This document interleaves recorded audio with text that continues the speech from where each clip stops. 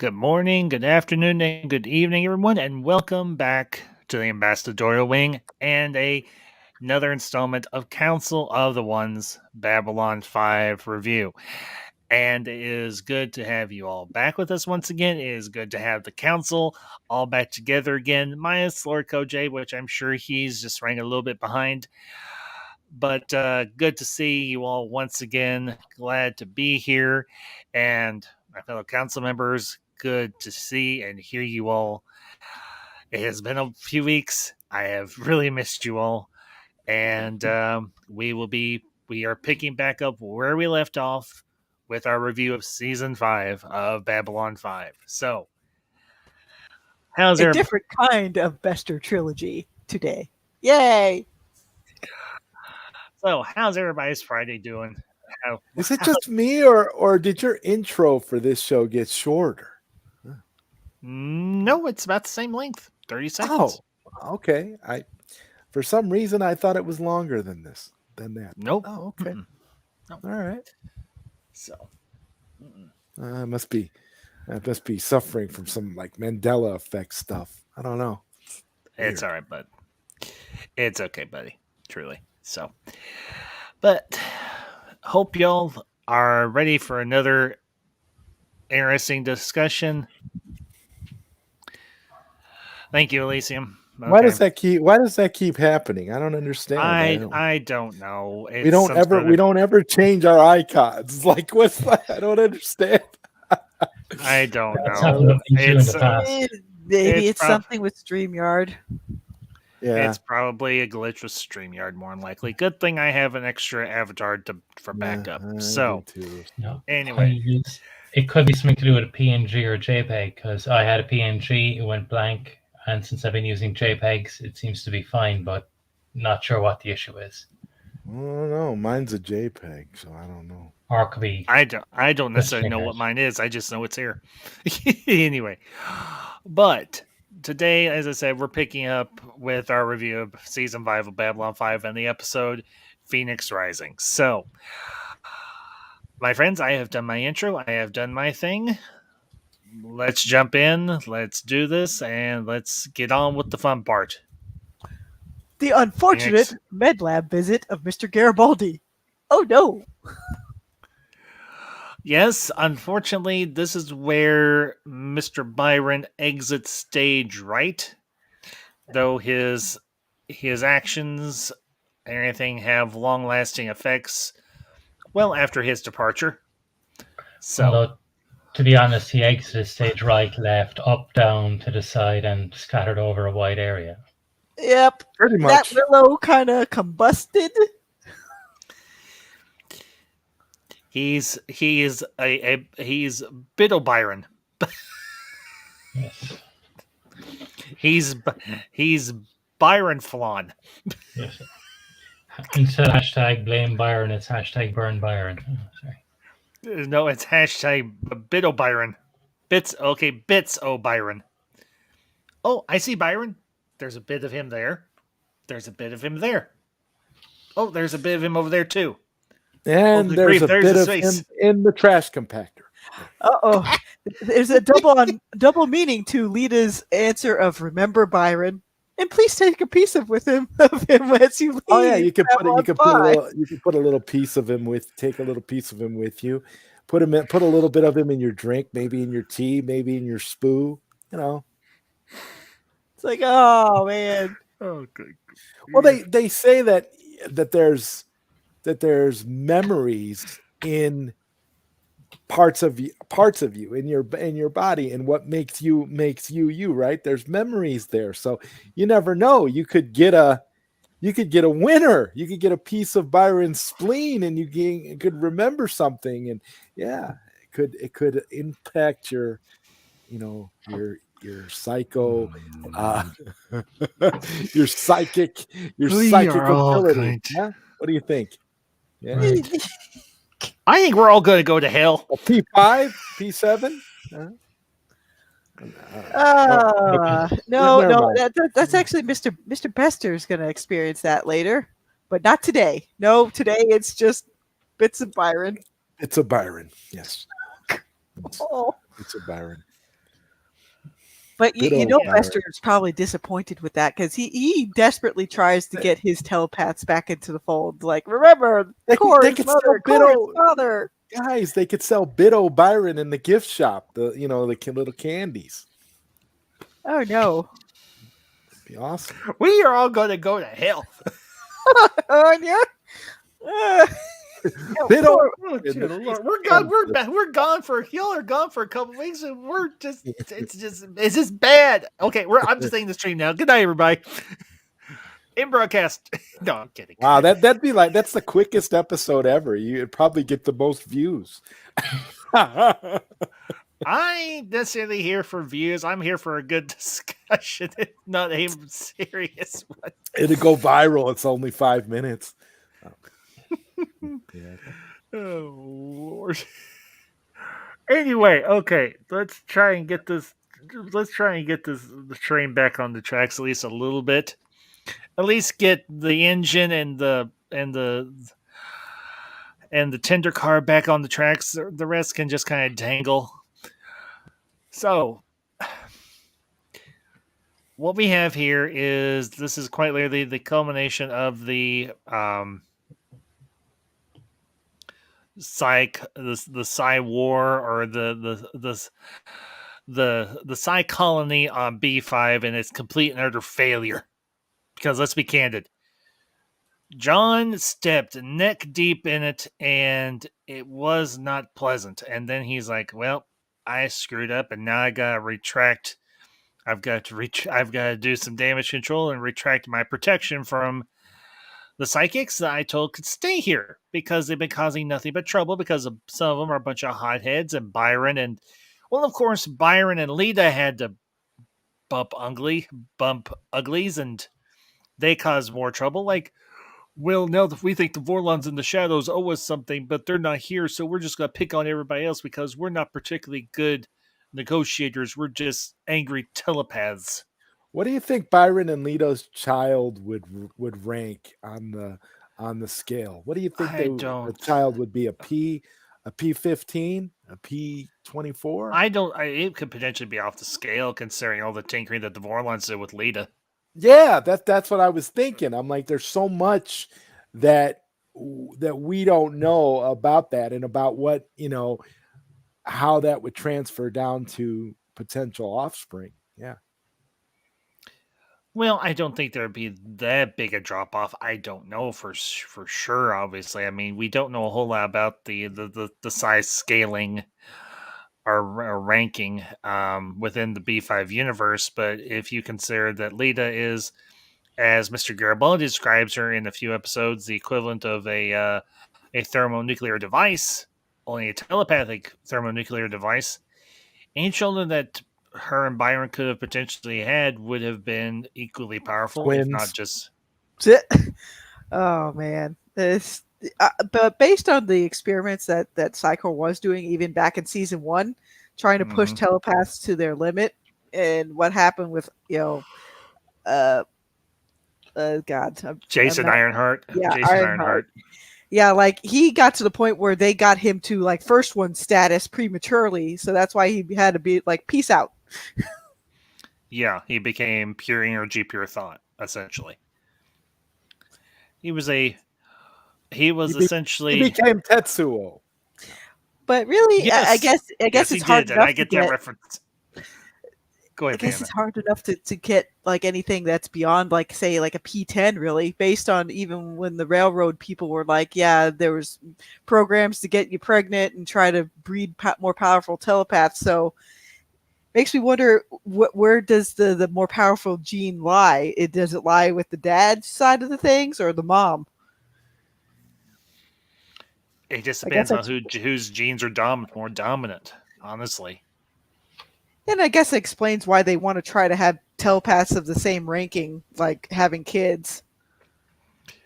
True, but here's the thing. They aren't as thorough as the Bene Gesserits from Dune, where they know, like, down to a chromosomal level, the genes of a particular individual. So the only real issue is who's it doesn't matter. It does matter to a degree that both psychics are of the same telepathic rank. But the thing is, who has the dominant genes? Because in some instances, the man has the dominant genes, or in some instances, the woman has the dominant genes. It just depends on who has the more dominant genes.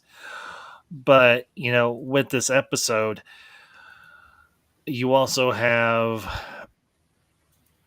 Garibaldi making his pact essentially that he will destroy Bester come hell or high water. And also we have the whole issue of the whole situation with the telepaths escalating and just making things that much more difficult both for both Sheridan and for Lockley. And obviously they brought Bester and his bunch in, and It's a recipe for disaster from every sector on the station. Well, if you consider Bester's almost not almost, but his fixation with getting Byron back, you're like, geez, what did this guy do to you? Did he drop some laxative in your coffee one time and that cheesed you off so badly that you went back that badly? I mean, I'm just gonna say it's a little suspicious or anything, just how much of a fixation Bester has on Byron. So, for those of you that read the Psychor novels, is there any lead into actually as to why there was such a fixation on Byron? I think it mentioned a little bit of it, like Bester felt like a very proprietary towards Byron because he was grooming Byron to like take Bester's place essentially. Like once Bester would become like the director of right, essentially Psychor. it's more, and it's alluded to and talked about in terms of the betrayal, the way that Bester feels like Byron, because again, Byron is essentially a protege of Bester, but at the same time, Bester has got his feelings hurt by Byron.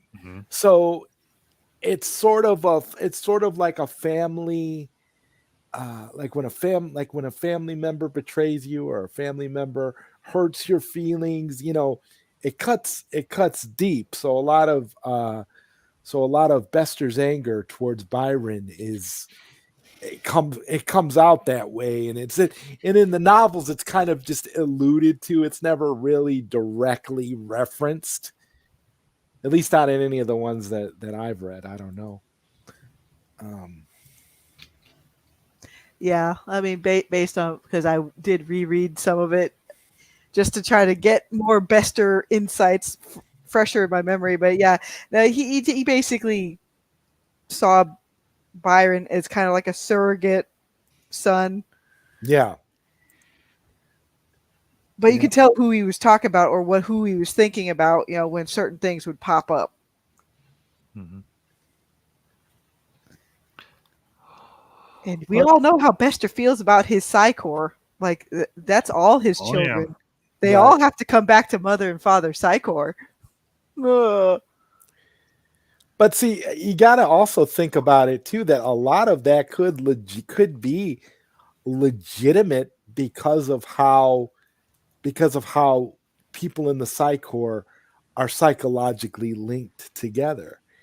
It's almost like a collective in a sense, in the way that they're able to speak to each other. So you would think that these feelings of Bester, it almost makes Bester kind of a sympathetic villain when you think about it in that respect, because you can almost look at, his desire to bring everyone home as being a legitimate paternal view on all of this.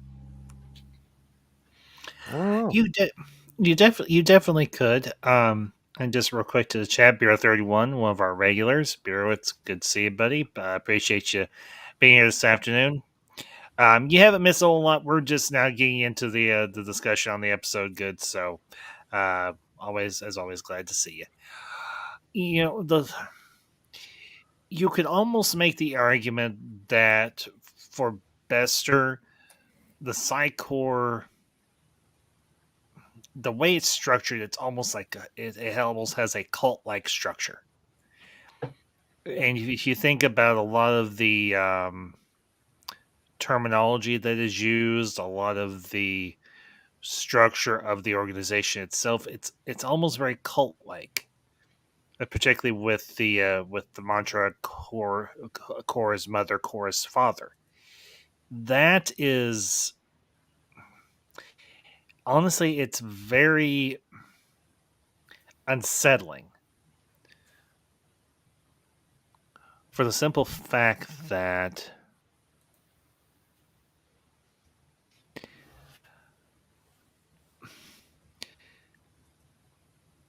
as I understand it, Psycor was created because the general population was afraid of the introduction of telepaths into the general population. And we've heard bits and pieces throughout the series so far, alluding to the creation of the Psycor and how it treats the people within it.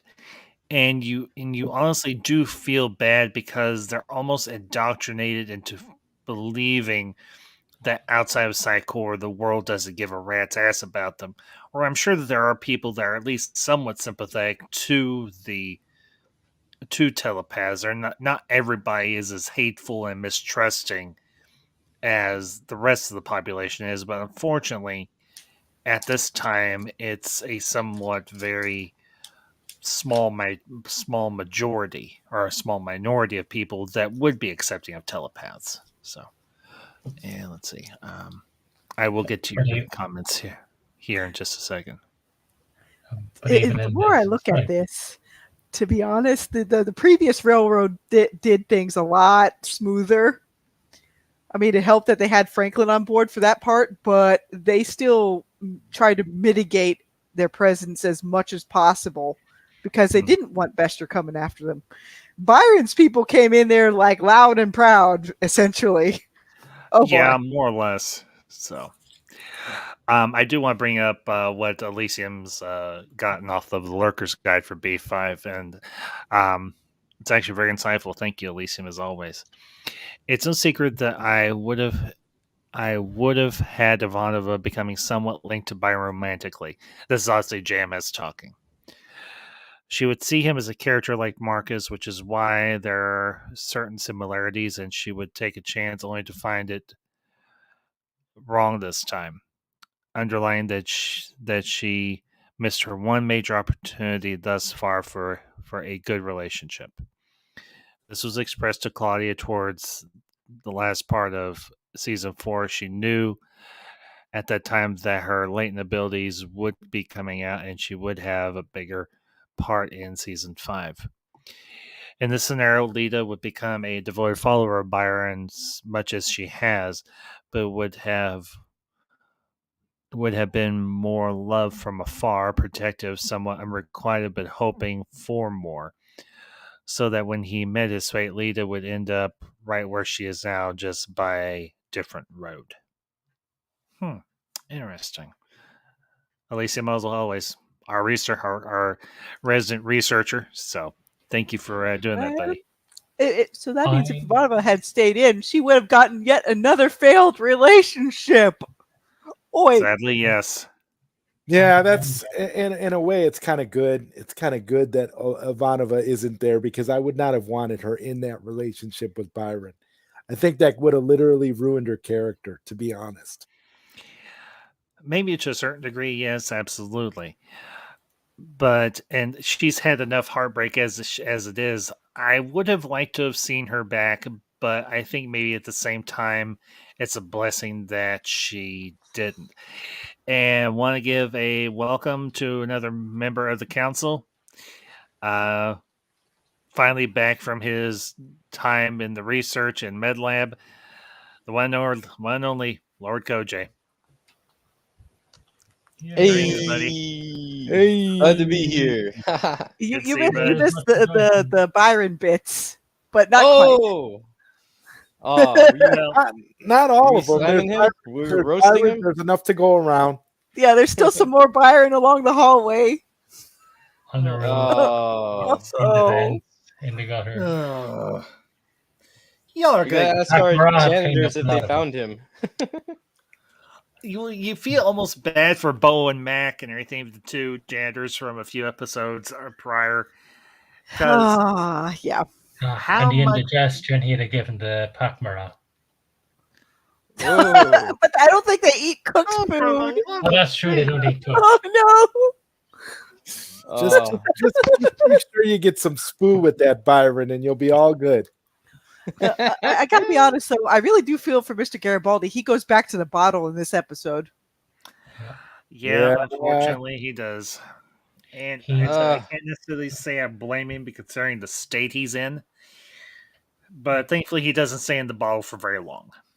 So, In at many least Well, ways. because there's every there time is he that. sees Bester now, he just remembers that little thing from season 4 where Bester's like, "Yeah, I planted that suggestion in you. You can't That hurt me little thing. directly." That was cruelty. But it was one of, I think, Bester's best lines on a scale of 1 to 10, Mr. Garibaldi. How stupid do you think I am? I think That like, should I leave you as a vegetable, like in between everything, or should I give you your life back? God, that's gotta piss Garibaldi every time he sees him. Like, oh, Yeah, and I think that's the moment because in season 1, when Garibaldi was a fugitive and being blamed for the bombing or possible bombing of the president on the station, he told Sinclair, he's like, "What if there's a next time? You know, will I be strong enough to handle it?"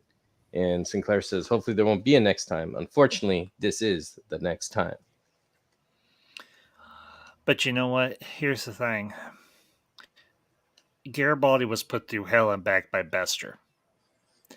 And quite frankly, I am very strong. I'm not leaning. I am most likely going to read the Psychor trilogy at some point because I want to see Bester's baby torn down and the earth salted, and I want to see it in a smoking, heaping ruin, and I want to see the despair in Bester's eyes when it happens. I truly do. I want so badly to see that squirming, weaselly little shitheel get his. well, Mhm. I can email the books to you. Yeah, you can just give me an email and I can email those to you. Yeah, I only have 2 of them. Missing one. I had the beginning and the end. I missed the middle part. The middle portion where Bester's trying to be like super fancy, but not quite as fancy as part 3. Part 3, he gets to go to France.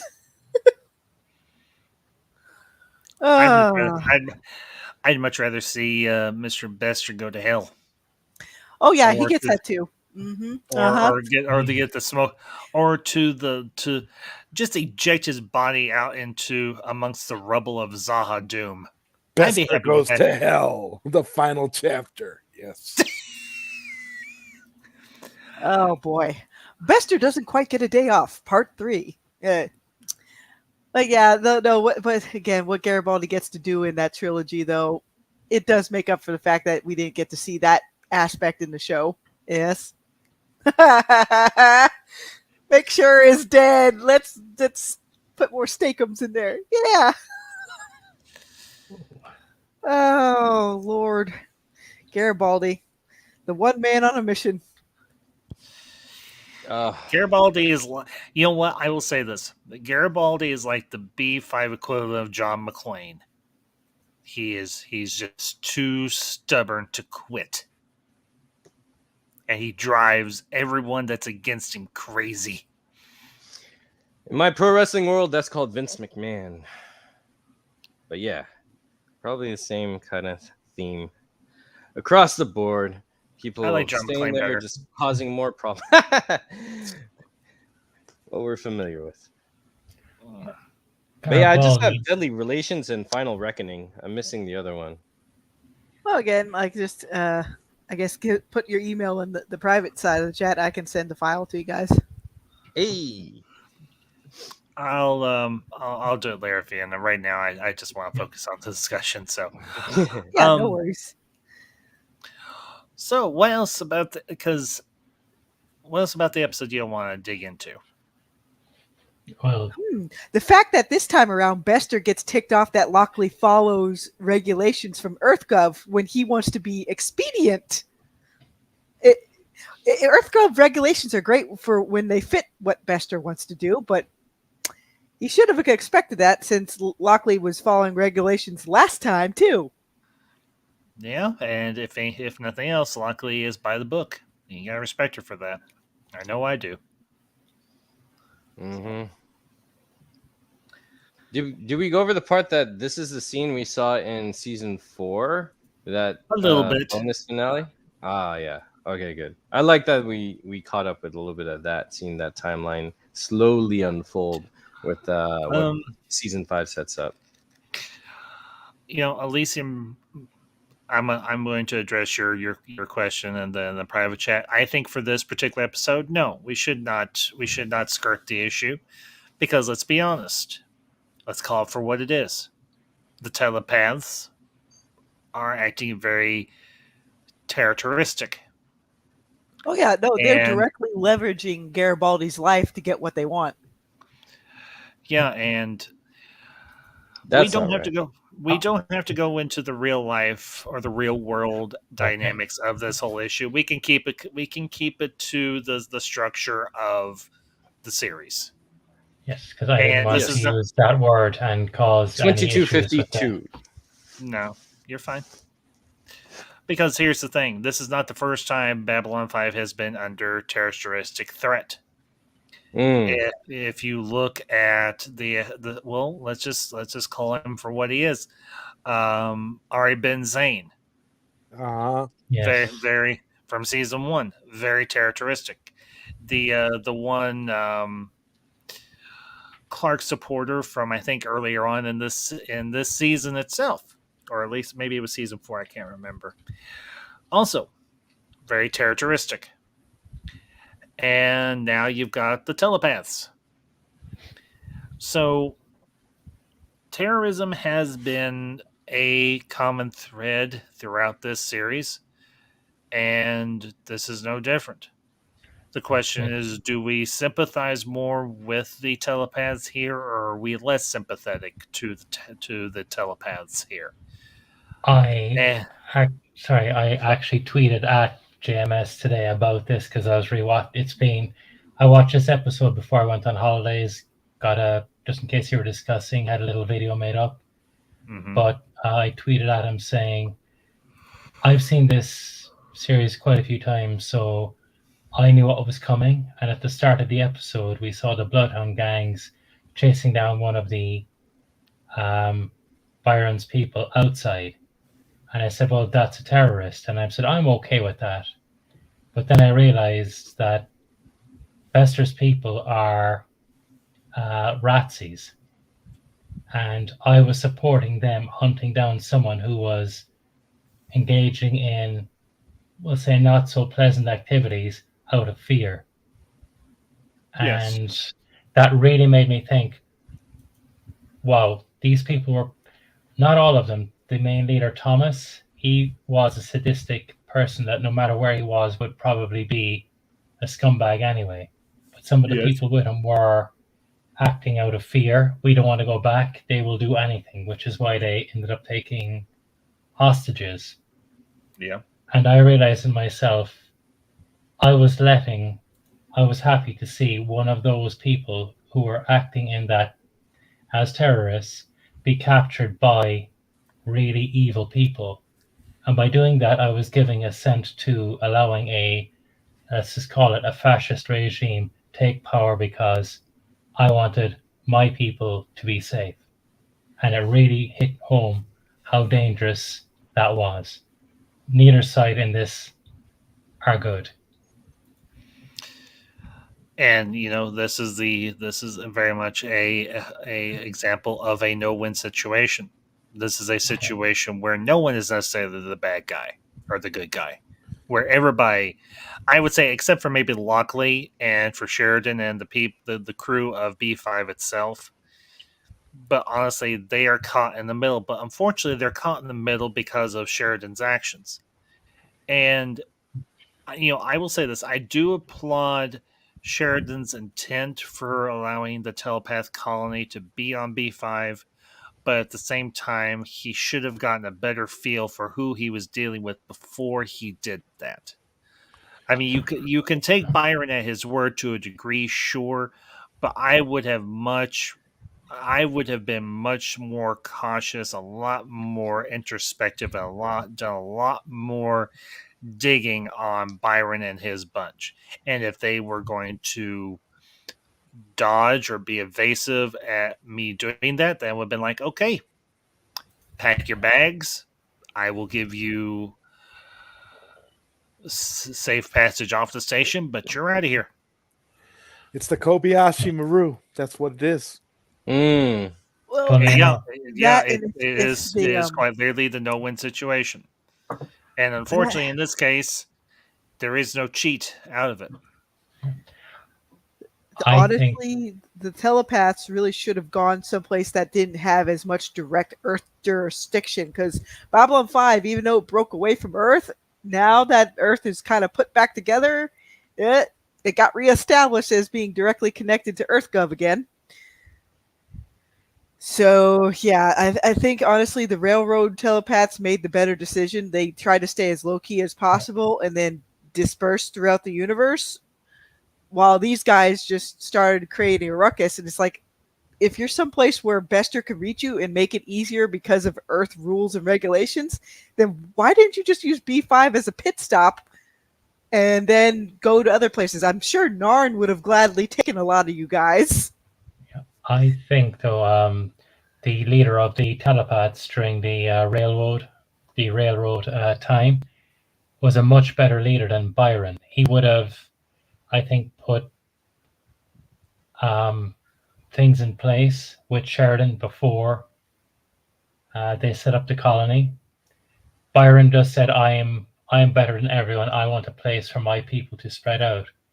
And Byron is a bigot. He says, "After all, everyone else is just mundanes. We're better than you."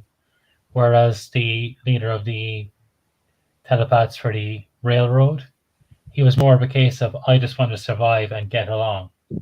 And I think they would have had a much better chance of forming a colony that was safe and secure than under the Byron, who pretty much told his people, everyone else is mundanes, they owe us a living. When we mentioned terrorism earlier, why they were pushed into it, he gave them license by saying that you're only dealing with basically subhuman animals. Using them as shields doesn't matter because they're just mundanes. Yeah, and Byron unfortunately still has that mindset. I mean, you see it in the way he basically got Lita on his side. It's like Lita, the little lapdog. Yeah, he wanted Lita to stand up for herself some more, but he also kind of just went overboard on that too. Made Lita a little bit more of like an elitist. Yeah, they were developing almost a Borg-like collective mind where Byron's prejudice was one of the main nodes, and that was an issue.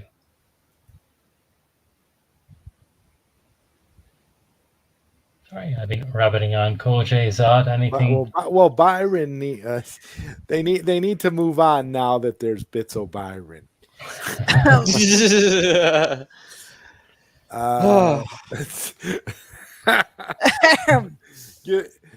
Give them their own. I mean, I wonder why they just don't give the telepaths the moon. Just give them the moon. Well, in a weird way, the thing is, I feel Byron. Okay, I'm very negative towards Byron in multiple ways because, and I think that's his purpose. But I think Byron, kind of through guilt, because he was forced to try and kill Mundanes, when he was rolling with Bester, and because we see that, and he kind of like was so obsessed with his message. He really wasn't really diplomatic or strategic on having really well thought out plans. He just knew how to be in existence, how to do the right thing, but he never knew how to build a community, lead a community, or to find ways to find a plan. They were just kind of like trying to just stay peaceful and show, hey, we can be peaceful and cool. And I can't help but feel that he expected other people to do the heavy work for him, especially when they're like, yo, we need you guys to find us a plan, da da da da da, instead of going through the motions of having meetings, discussions, da da da, and actually trying to build a community. He was kind of obsessed with kind of like, I guess, his message, his leadership. Well, there are And no telepaths among them that know the universe well enough to be able to try and maybe find a planet for them to colonize. right, and that's the thing, because I think he got everybody either knowingly or unknowingly. He just got everyone just to follow him and feel safe around him. But there was Right. no real plan overall, and I think that was the big tragedy of the telepaths, actually, because they had no Yeah. heroes, no one standing up, because it kind of clouded their Right. So judgment there's and no perception of their telepaths to know actual anything. situation. Right. It's just like, let's just follow this one guy wherever he goes. Yeah, He forces us to live down below or on whatever crappy planet that is selected. and then for so us. little things, and buy a snack here and there. There was no real overall plan. He wasn't really taking care of him in the No, sense that he not at could have all. as a true leader, and that's the He tragedy. he They just kind of wanted just did, that. hero worship in Yeah, some way. yeah. That's all it Here's the- was, and you can't go anywhere with Yeah. that. Well, here's the thing. Byron is what you might call a big picture guy, but he doesn't know how to work out the details. Right. And that is the biggest failing of Byron. Not to mention, if you think about it, he has been in Psychor pretty much all his entire life. And I get the impression that Psychor doesn't encourage a lot of free thinking. Or independent, In a world of or thinkers. or independent thinking. Mm. It all comes back to the very dogmatic chorus mother, chorus father, very, very cultish. Well, which we will No. get to see more of that in the next few episodes. So the issue is you have a guy who has an idea, has a vision, but unfortunately, he doesn't have much beyond that. And he's very reactive rather than proactive. And when him and Lita, like I said, bump uglies, and he finds out how the telepaths were created and for what reason, it pretty much just overtakes his what little dab of common sense that he has, and all of a sudden he's marching into a council meeting for the Interstellar Alliance, and he's saying, "You owe us this. We expect it, or there will be consequences." And unfortunately, that's not how you go about being diplomatic and working within a diplomatic structure. No, he got a little piece of Lita, and he got more than he bargained for. That's what happened. That's what Yeah. happens with everybody, even Jakar. Wow. Yeah, for real. Because he tried to do that proposition way back when during the launch episode. Yeah, it's amazing. And That's all it takes is a little nookie, and you're off to the races doing things that you never thought you would do. It's like, oh yeah. unfortunately, Byron wasn't thinking with the head above the waist. She basically laid it on him so good that he had no choice but to go in there and act like he was psychic Hitler, because his reality is different from everyone else's. He comes off to me as like a false prophet. Uh-huh. Well, yeah, does. that often does happen, especially when it's part of what kickstarts the telepath civil war, which we only get to see a little bit of the fallout from once Crusade kicks up. Right. And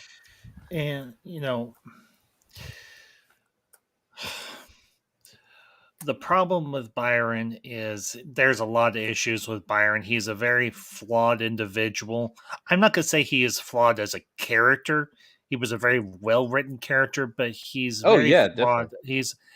As an individual, he's very, very flawed. And he should not have been in any type of leadership position whatsoever. Because I think he does... Oh, go. No, go ahead, Coach Jay. It's all right. No, mine is bonus. I'll say after you. Okay. For the simple fact, as I mentioned, Byron is a big picture guy. He doesn't know how to work out the details and work within a formal structure of any kind. If you look at the structure of his group, it's almost a scaled down version of Psychor, minus all the rules and regulations and restrictions. But it's essentially a mini Psychor with him at the center, much like how Bester wants to be the center of Psychor proper itself. And once things go sideways when Byron has his encounter with Lita, that just completely screws the entire situation. So essentially, Byron tries to set up his own version of Psychor, just Psychor Light, and it ends up going kablooey. Along with himself.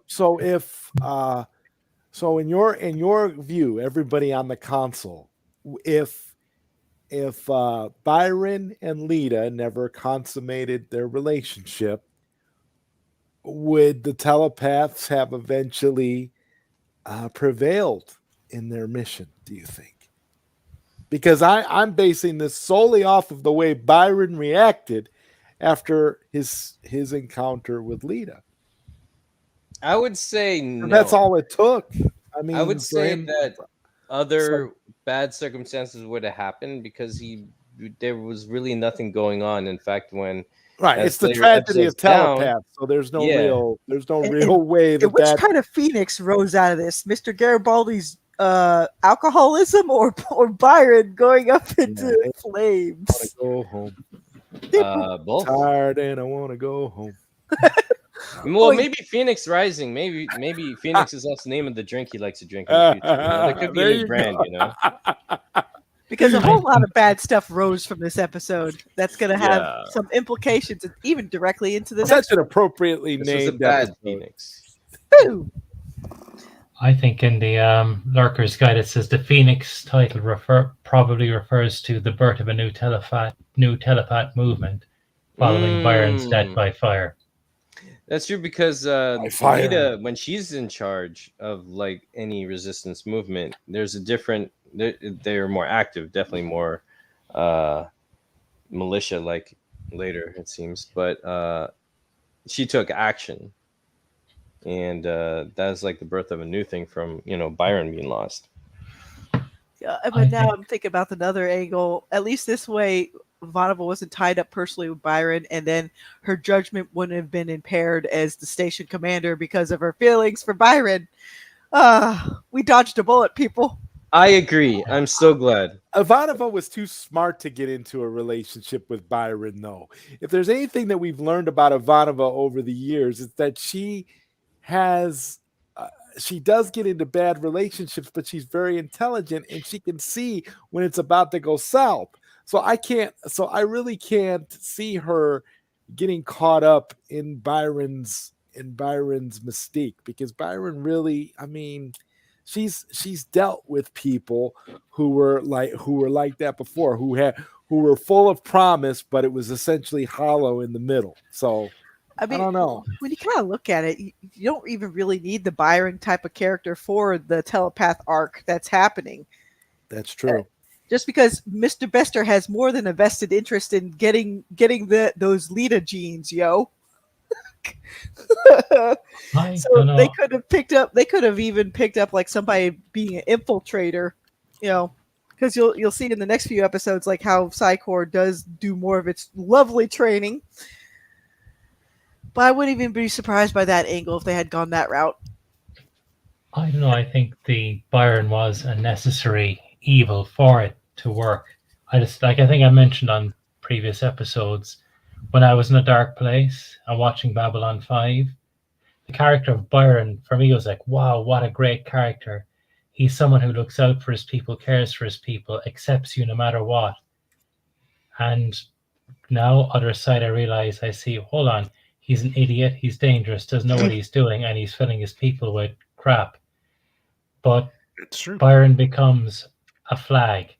To the people who became terrorists, he was the military leader. He gave them license to go and kill mundanes. To others, he's the pacifist leader who says we can resist passively. And we see going forward with the Remember Byron hashtag they spray on places, he becomes their messiah. He becomes whatever they want him to be, and they'll tack on whatever ideology, whatever it is, to him. And without someone like him gone and out of the way, I think things would have ended far differently. He was too dangerous and too idiotic to be a leader and stay alive for the benefit of telepaths. He was the cancer of these telepaths, essentially. But unfortunately, it's a cancer that does spread. Yes, I think Because- he had sorry, Ambassador. No, you're fine, buddy. Go ahead. No, I felt that Byron tried to do the right thing, and I'll give him credit on that, be pacifist. But had he accepted that human, like mundanes and telepaths were humans, and tried to work with people, work within the system, and build as a pacifist, I think then that would have been the Byron, the character that I would have said, oh yes. But no, he still held his, I'll just call it out kind of, we'll say in the Babylon 5 setting, racism, sexism, phobias are no longer a thing, but this is that new thing. Byron was a bigot, a racist. Towards mundanes, yes. Towards mundanes. Justifiably, in some ways, you could see from how the telepaths were treated. But going from my family's past, when my grandfather was tortured by the English during the War of Independence, he never blamed them and he never held that animosity. And like with Shakar and the Centauri saying you have to stop the cycle by letting it go, realizing if you start the next cycle, this is just going to happen again. Yep. And perhaps if Byron had spent time with Shakar, maybe he would have learned something. Had the Book of Shakar been available to Byron before this? Sure, too. Yeah, he definitely needed an advanced copy. Yes. Place your face into the book. Even the one with the coffee stain. Yeah. Oh man. Yeah. Well, I think the heroism appeal to Byron was that he was at such a high level close to Bester and was able to turn away. Because I think the stigma was that the deeper you get in, the stronger of a psych core logic type of Bester person you become. But since he was one who broke from that, it's almost like Sinclair surviving the Battle of the Line. It's a very inspiring, heroic action. But then the actions to follow and what you embody, the difference with, I think, Byron and Sinclair actually became a leader and built communities and helped people and was progressive in doing multiple right things, not just where Byron, I feel he was obsessed with so much self-redemption, which is good, but I think it was a little too pity-based, or it was non-active and non-constructive to where his only heroism was being a martyr to a cause that would help people. But that's like the best you could do, which kind of goes in, which comes full circle because he did kill innocents before, so maybe this was his way. But I it's just, again, the tragedy of telepaths is like, even though that's not this title, I think that's Byron's like curse. Yes. Well, that Byron is very self-centered. Like Sinclair was selfless, so he had to develop into a vengeful figure that could bring all the Minbari together. Because originally the Minbari were tribal. So, yeah, but that's like the biggest distinction I can make. I kind of look at it like this: right. the reason why Sinclair was who he was and was able to do all of these things because he's Valen. I mean, well, he becomes Valen. You got to look at it like, yeah, it's, well, which comes first, the Valen or the Sinclair? It's kind of like you really gotta. But when you look at that, and when you look at who Valen is in Babylon 5 mythology, and you look at Sinclair, and you realize that essentially all those things that you just laid out, Lord Kojay, are essentially the same in the sense that, Valen did for the Minbari exactly what Sinclair did in his time of service. So essentially, that is also closed circuit kind of. Right. He was set up to succeed, whereas Byron, essentially being an idiot, didn't have that foundation around him for him to succeed. He just wanted people. Yeah, he was set up to fail. And Bester knew it. Bester knew that this would happen. Bester could see what Byron was going to do. There was no way Byron was going to succeed. Well, that's really the tragedy of it all. Dude. Right. Like, so Byron's already set up to where he's been inundated with the Psychor mentality. Yep. And he all of a sudden gets a independence burst. Right. It's not really a true independence burst. It's more like somebody else take this problem off my hands. The man was essentially programmed by Mr. Bester to fail from the get-go, to give these rogue telepaths, a vial of hopium, and to say, okay, maybe you can succeed on your own. Maybe you can get away from the Psychor. All while Bester is laughing privately, thinking, no, nothing's going to happen. He's just, he set Byron down on that path. And to me, that's Bester's biggest sin of all. Bester has hurt the telepaths in so many ways. And Byron was the chief failure among them, to be honest.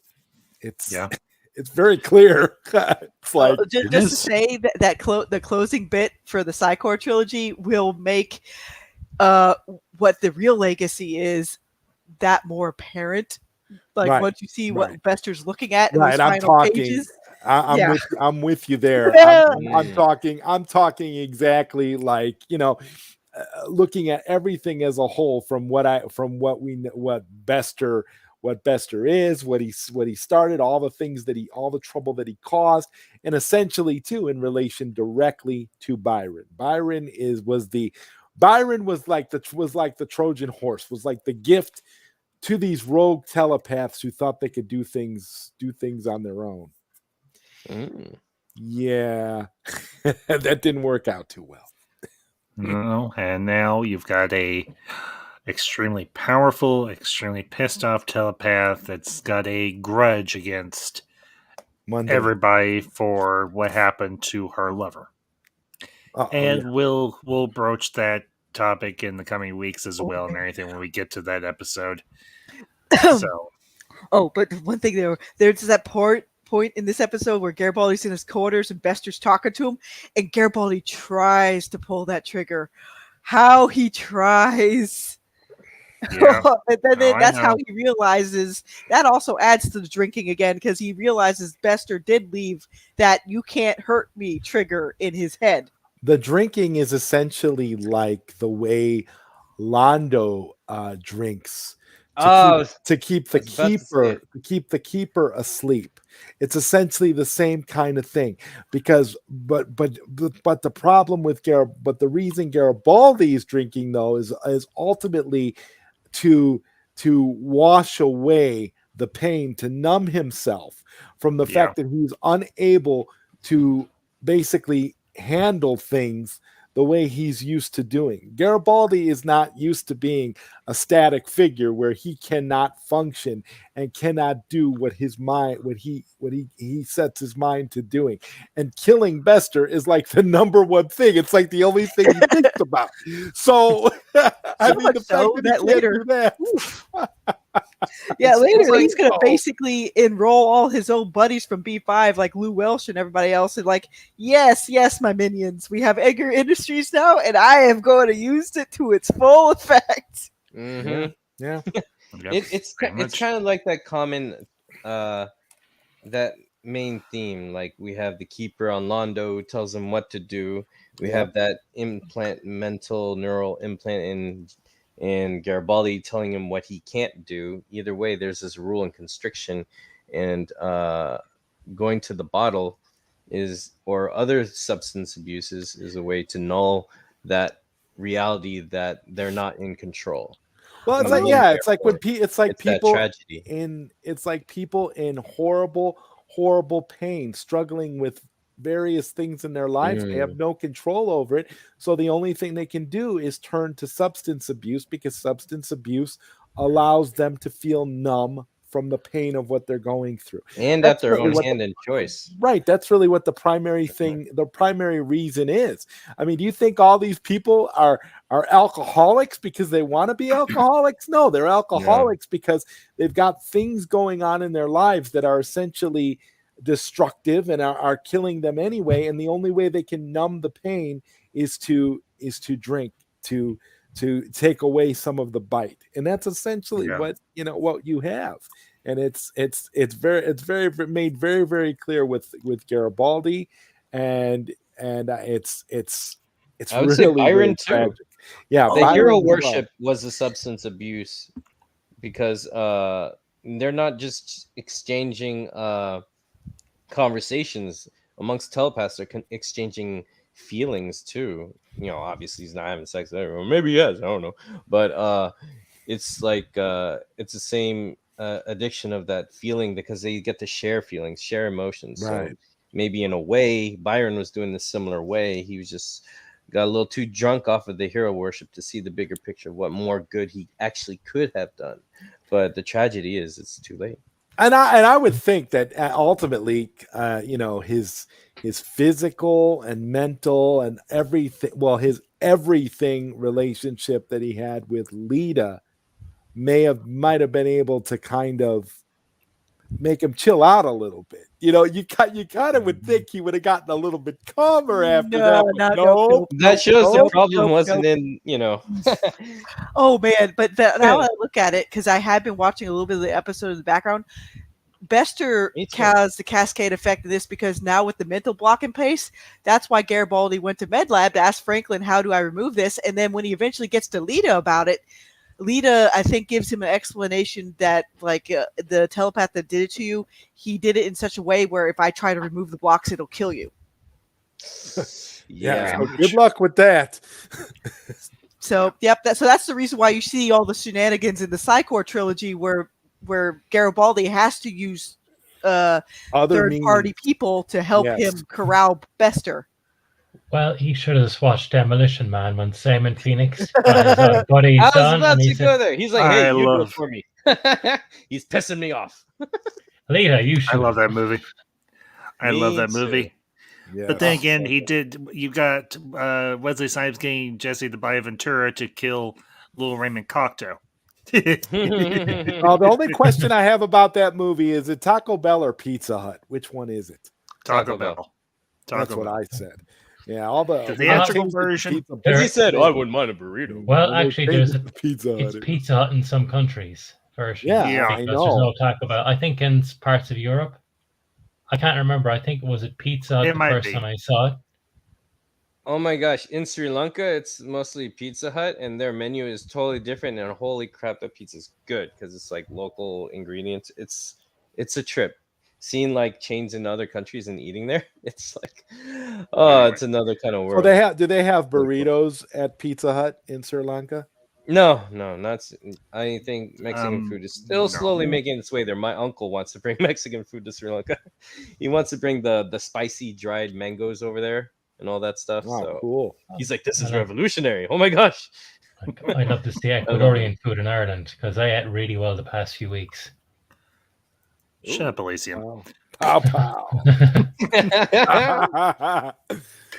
Well, folks, I think that's going to be the review for today. But my friends, good to have you all back. Missed you all very much. Koj, obviously appreciate you hanging with me last week. And Definitely. I love it here. we love having you, obviously. But of course, folks, we will be back next week with another installment of Council of Ones. We'll be continuing our review of Season 5 of Babylon 5, of course.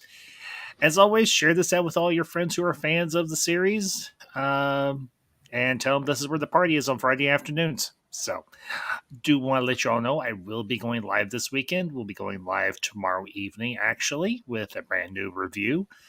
of a more recent film and everything, but going to have a special guest with me this time around, making her not only her ambassadorial wing debut, but also her YouTube debut.